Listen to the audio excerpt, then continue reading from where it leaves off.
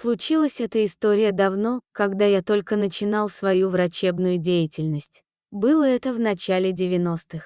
На пульт скорой помощи поступил сигнал от МЧС, был вызов бригады врачей в один заброшенный дом на окраине дальнего поселка. Когда мы туда приехали, спасатели уже вскрыли дом. Но никаких признаков жизни нигде не наблюдалось. Спасатели не нашли никого ни в доме, ни в дворовых постройках. Окна в доме были заколочены, темень на улице. Конец осени, холод пронизывал весь дом. Мы уже собирались уезжать, как вдруг, подходя к калитке, услышали жалобный вой. Мы рванули в дом. В темном углу на кровати шевелилась груда тряпок. Из-под тряпок показалась собака, а потом и рука человека.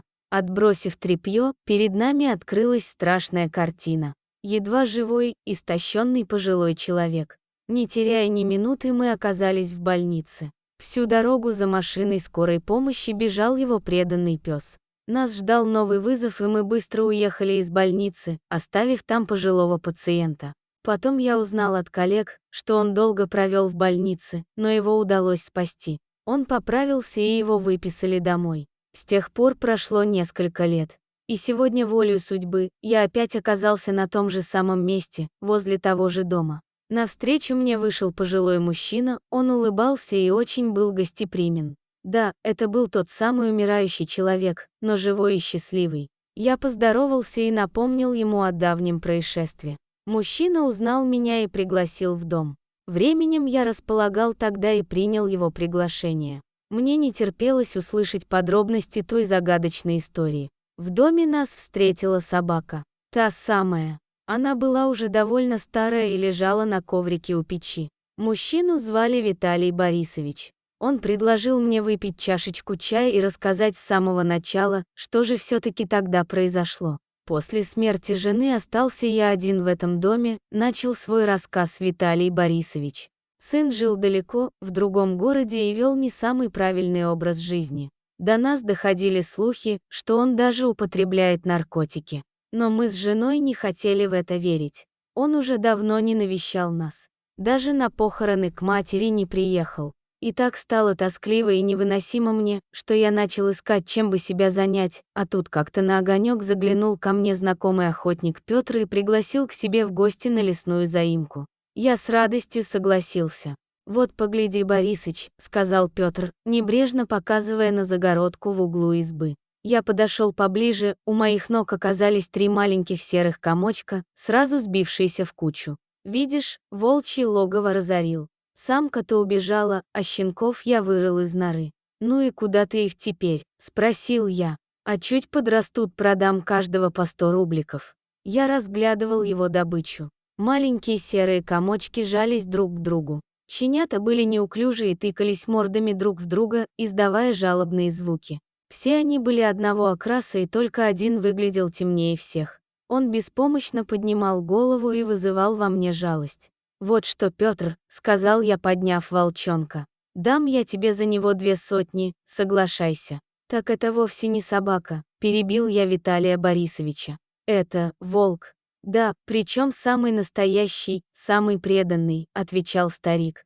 Волчонок, которого я назвал Руслан, продолжал свой рассказ Виталий Борисович, рос не по дням, а по часам и вскоре, прозрев, не отходил от моей ноги ни на шаг.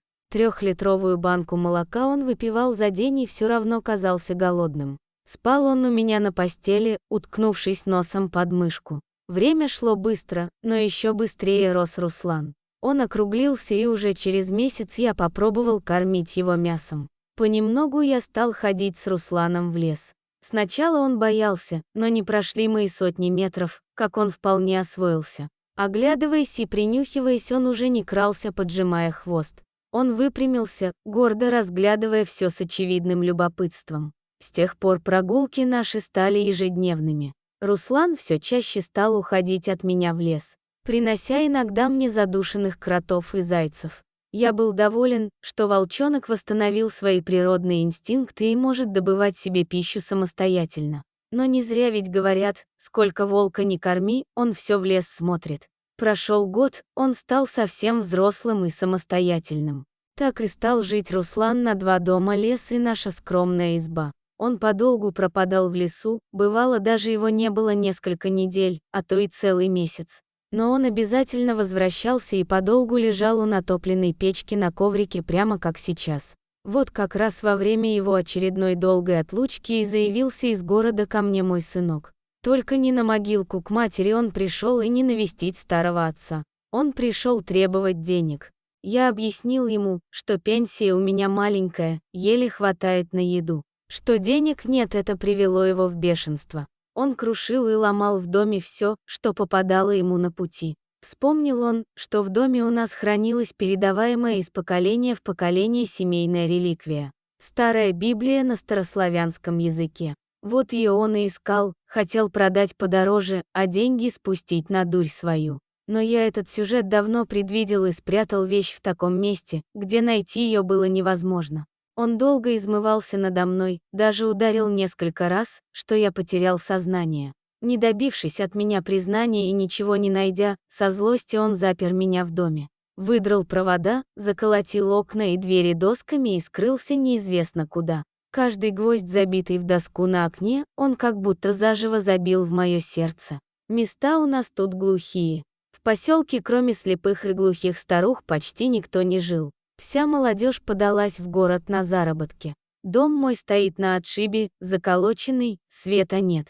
Вот люди и подумали, что я уехал насовсем в город. Кричи, не кричи, зови не зови на помощь, никто не услышит. Все запасы еды и воды, которые были в доме, я растянул на несколько недель. В избе стоял жуткий холод. Я заболел. От истощения силы покидали меня. Вдруг как-то ночью услышал я, что кто-то скребется снаружи дома. Я еле слышно, насколько мог, позвал Руслана. Несколько часов он копал в лаз под домом. Изба моя старая, стоит на валунах, между которыми есть пространство.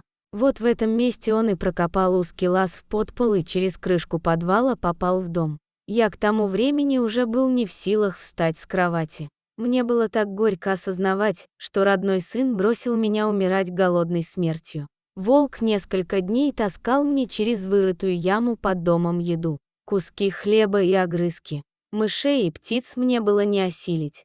Он лежал рядом со мной и согревал меня своим теплом, не давая умереть от холода. Как когда-то в раннем детстве, уткнувшись носом в мою подмышку.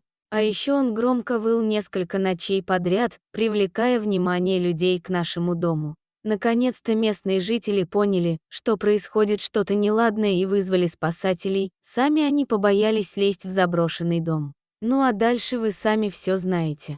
После вашей вовремя оказанной помощи я поправился и вернулся домой. Теперь я счастлив. Мой волк со мной, и это моя семья.